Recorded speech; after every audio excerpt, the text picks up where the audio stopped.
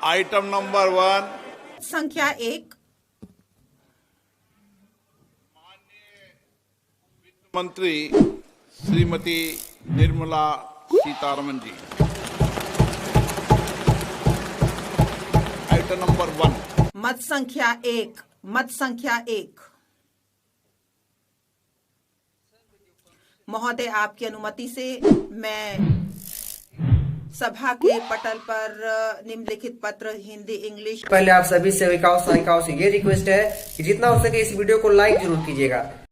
इसका अनुवाद 231 के तहत जो कि रिपोर्ट 26/31 वॉल्यूम 1 मेन रिपोर्ट जो कि 16वें वित्त आयोग की है, दूसरी रिपोर्ट जो कि 26/31 तक है वॉल्यूम 2 अनुबंध जो कि 16वें वित्त आयोग का है, नंबर 3। मैं इसमें एक मेमोरेंडम जहां तक क्या कार्यवाही वृत्तांत है जो कि किया गया है इस रिपोर्ट में प्रस्तुत करती हूं, सभा के पटल पर रखती हूं। मत संख्या 2 माननीय वित्त मंत्री जी।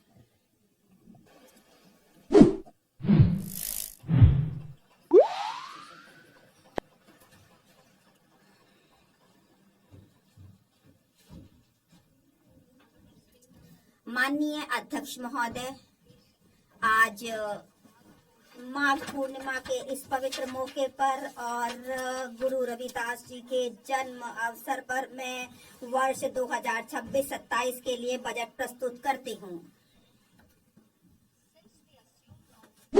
महोदय, 12 वर्ष पूर्व जब हमने कार्यभार संभाला तब से भारत की आर्थिक व्यवस्था का मार्ग स्थायित्व, राजकोषीय अनुशासन, सतत विकास और कम मुद्रास्फीति से चिन्हित रहा है। यहाँ तक कि घोर अनिश्चितताओं और व्यवधानों के समय भी हमारे द्वारा चुने गए सुविचारित विकल्पों के बलस्वरूप ऐसा संभव हो पाया है। माननीय प्रधानमंत्री श्री नरेंद्र मोदी जी के नेतृत्व में हमारी सरकार ने निर्णायक रूप से निरंतर संशय के स्थान पर कार्यवाही और वाकपटुता के स्थान पर सुधार और लोक लुभावन दिखावे के स्थान पर जनहित को प्राथमिकता दी है। हमने लोक निवेश पर अधिक जोर देते हुए दूरगामी ढांचागत सुधारों, राजकोषीय मितव्ययता और मौद्रिक स्थिरता के मार्ग का अनुसरण किया है। आत्मनिर्भर भारत को अपना लक्ष्य मानते हुए हमने घरेलू विनिर्माण क्षमता, ऊर्जा सुरक्षा का निर्माण किया है और महत्वपूर्ण उत्पादों के लिए आयात निर्भरता को कम किया है। इसके साथ साथ हमने रोजगार सृजन, कृषि उत्पादकता, परिवारों की क्रय शक्ति और लोगों के लिए सर्वव्यापी सेवाओं की सहायता हेतु सुधार करते हुए यह सुनिश्चित किया है कि भारत के प्रत्येक कार्य का लाभ नागरिकों को प्राप्त हो सके। इन उपायों से लगभग 7% का उच्च विकास दर हासिल हुआ है और इससे हमें गरीबी को कम करने और हमारे लोगों के जीवन में सुधार लाने में ठोस कदम उठाने में सहायता मिली है। आज हम एक ऐसी बाहरी परिस्थिति का सामना कर रहे हैं जिसमें व्यापार और बहुपक्षीयवाद खतरे में है तथा संसाधनों तक पहुंच और आपूर्ति श्रृंखलाएं बाधित हैं। नई प्रौद्योगिकियां जल, ऊर्जा, महत्वपूर्ण खनिजों की मांगों को काफी तेजी से बढ़ाते हुए उत्पादन प्रणालियों को बदल रही है। भारत समावेशिता के साथ आकांक्षाओं का संतुलन बनाते हुए विकसित भारत की ओर विश्वास से भरे कदम उठाता रहेगा।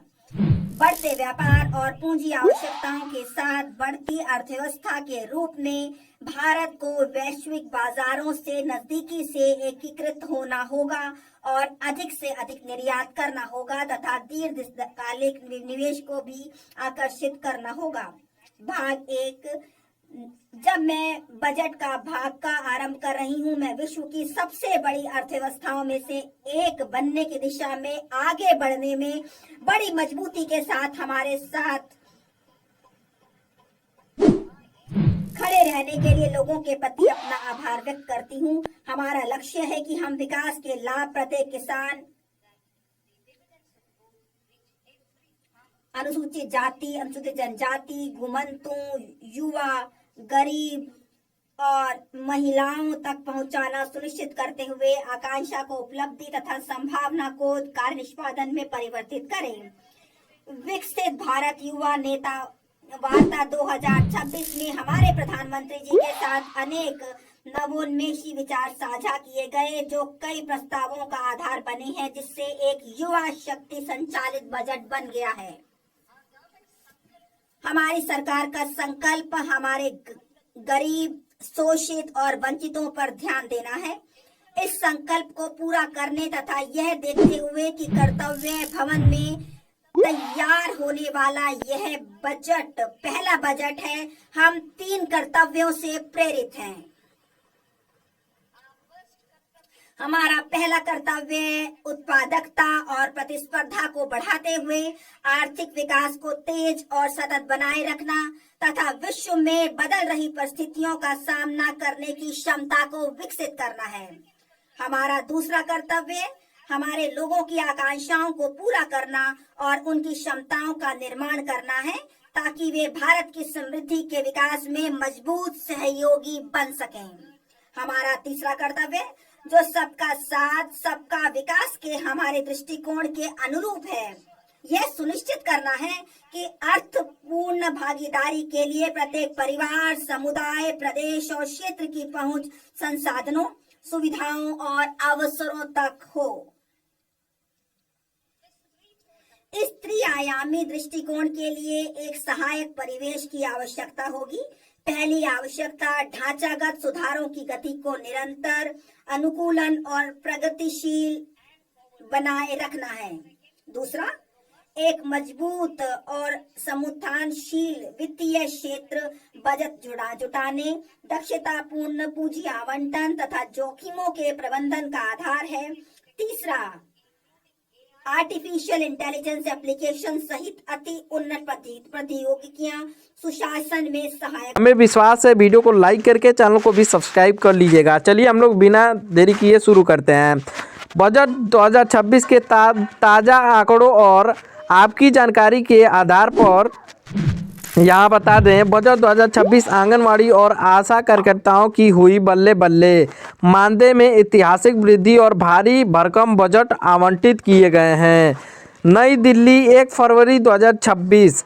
आज संसद में पेश किए गए केंद्रीय बजट 2026 ने देश की लाखों आंगनवाड़ी सेविकाओं और सहायिकाओं और आशा कार्यकर्ताओं के चेहरे पर मुस्कान बिखेर दी है। हमें तो नहीं लगता है मुस्कान बिखेर दी। अभी आगे देखिए क्या क्या चीज़ें होती हैं। बजट बस पेश किया गया है, अभी मानदेय की घोषणा नहीं है, लेकिन अनुमान है बजट में मानदेय भी है। देखिए, वित्त मंत्री ने महिला एवं बाल विकास के क्षेत्र में काम करने वाली इन ग्रासरूट वॉरियर्स को ग्रेसरूट और वॉरियर्स के लिए अब तक की सबसे बड़ी सौगात पेश की है। मानदेय में 8,000 से लेकर 15,000 तक की वृद्धि हो सकती है इस बजट के अनुसार।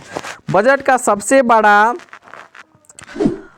आंकड़ा है कि मानदेय में की गई भारी वृद्धि है।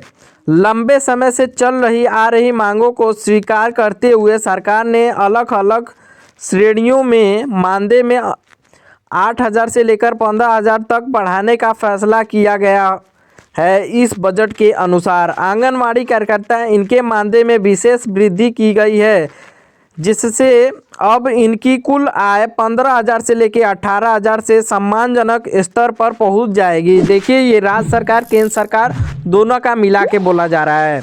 और देखिए, आशा कार्यकर्ता स्वास्थ्य सेवाओं की रीढ़ मानी जाने वाली बहुओं के लिए फिक्स्ड मानदेय साथ साथ टैक्स आधारित इंसेंटिव में भी बड़ी बढ़ोतरी की गई है।